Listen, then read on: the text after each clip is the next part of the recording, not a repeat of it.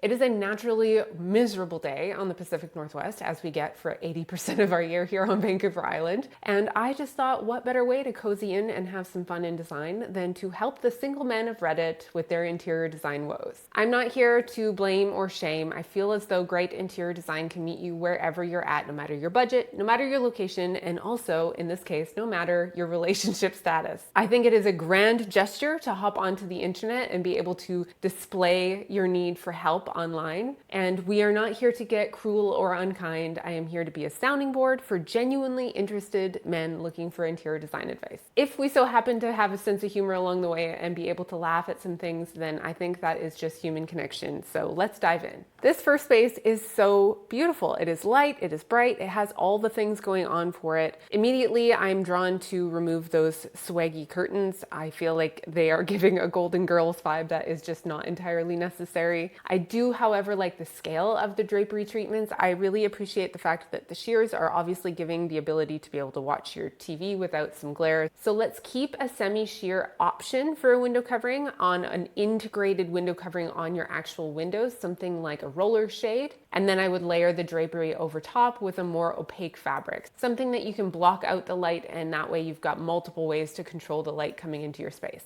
Have fun with the fabric. I feel like a pinstripe here would be really, really fitting. Looking at the overall space as a whole, there is nothing that is over, I want to say 36 inches off the floor. You have some ceiling height here. I would encourage you to use it. That lamp is standing out like a sore thumb because it is the only thing reaching for the sky. Just nix that lamp altogether. You're not utilizing the arm of it to float the light into the center of your space anyway. And as I can see, you kind of have another lamp right underneath it. This TV wall needs some love and attention. I would say let's do some wainscoting to about 40 inches up off the floor. In the top of that wainscoting panel, have a piece that protrudes out into your room a little bit. And if you can, a really neat way to add a layer of lighting to a living space, especially on an entertainment wall, is to integrate LED lighting into the top of that wainscoting panel. Don't worry about moving your television. I feel as though it's at the perfect height for viewing. And I also wouldn't worry about how it lands onto the top of this wainscoting. It can float above and below it, and that's not going to be an issue. Let's move over to the couch wall. I feel like there's some great potential there. I want to see this space really brought down to earth with some grounding, deep tones of color. I would be bold in this case and do a color drench all over this apartment if you're up for it. Whatever you do, don't do a feature wall. I feel like it's just too small of a space to be able to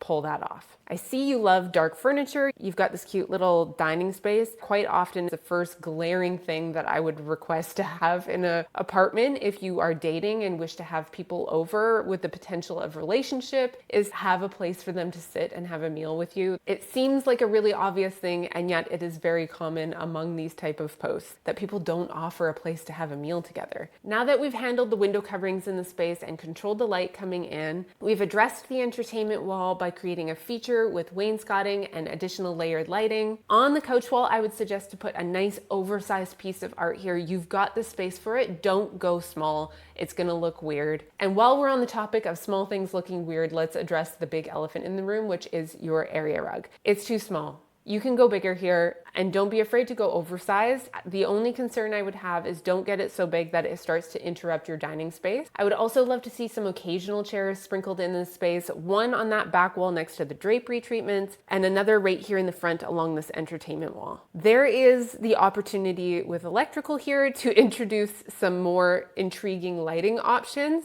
I see there's a bulb right next to the window. We're going to utilize that. If it's a rental and you can't change anything, we're going to add a swag to be able to integrate a chandelier into this space, pulling the lighting feature right down nice and low, and also creating a multi-light ambience throughout this dark color drenched space is just going to be chef's kiss. Overall, your existing furniture is just fine. It just needs some tweaks. Get rid of that carpet, add some occasional chairs, put in some wainscoting on this entertainment wall, drench this space in color, add some new window coverings and a pendant above the whole living space, and you are perfect. This next one is in a little bit more of a sad state, but we are not at a loss for words here. This is is just a little disheveled and in need of some love and attention and editing because, oh boy. Firstly, the lighting situation is throwing me off. I would say if this is a rental, there are some temporary solutions you can add to lighting to make it not this whole boob light feature in the center of the ceiling. Your art is a little emo, not gonna lie, but if it is your taste, we can run with that. I would say the arrangement and the way that you've hung it is a little bit odd. Pull those two together, let them play off one another. I feel as though the color theory in them and also the abstract nature of these two pieces, along with sizing, would allow these two to come together quite well. And if you did that above the sofa, I feel as though it would anchor that back wall. This is not an if she fits, she sits situation here.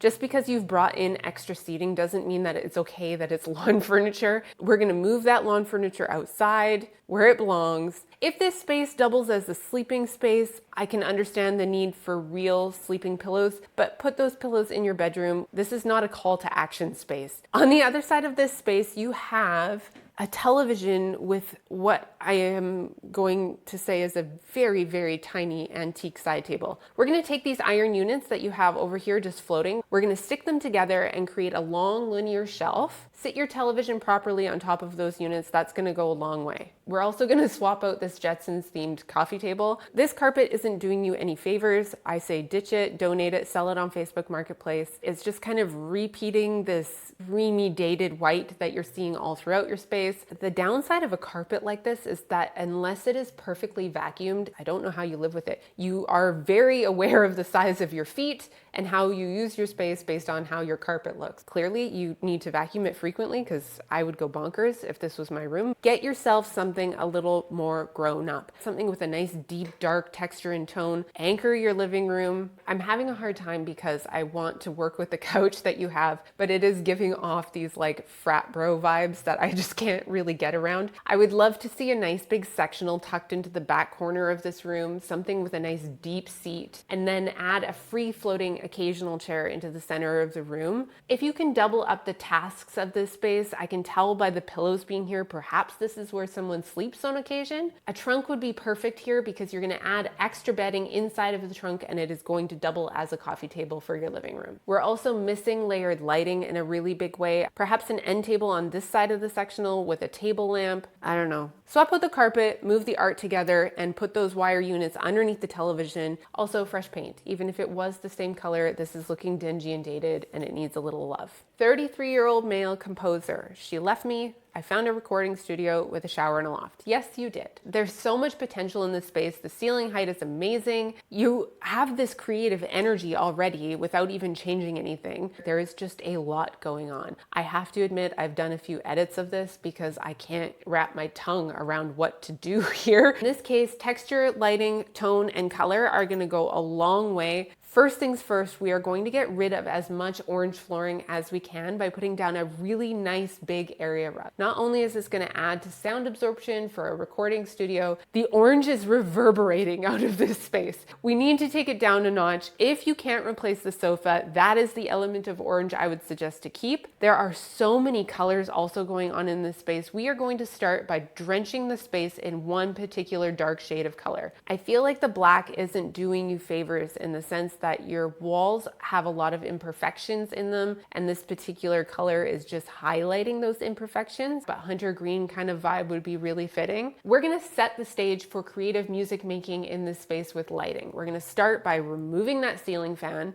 dropping something down in the form of a chandelier with multiple bulbs that really sets the stage and the mood for creative expression. Without even having heard music in this space, I want to take away the echo. I don't know if these wall panels are covering up windows. I'm going to go ahead on the presumption that they're not. I'm going to take the wall paneling down and add up some really beautiful floor to ceiling height drapery treatments along that back wall and leave them closed all the time. That is going to be great for sound absorption, but it also is going to be a space to integrate pattern and texture. If you've enjoyed this video, please be sure to subscribe to my channel. I so appreciate all of you showing up for me in this way. It lets me continue to show up for you and bring interior design advice directly into your home.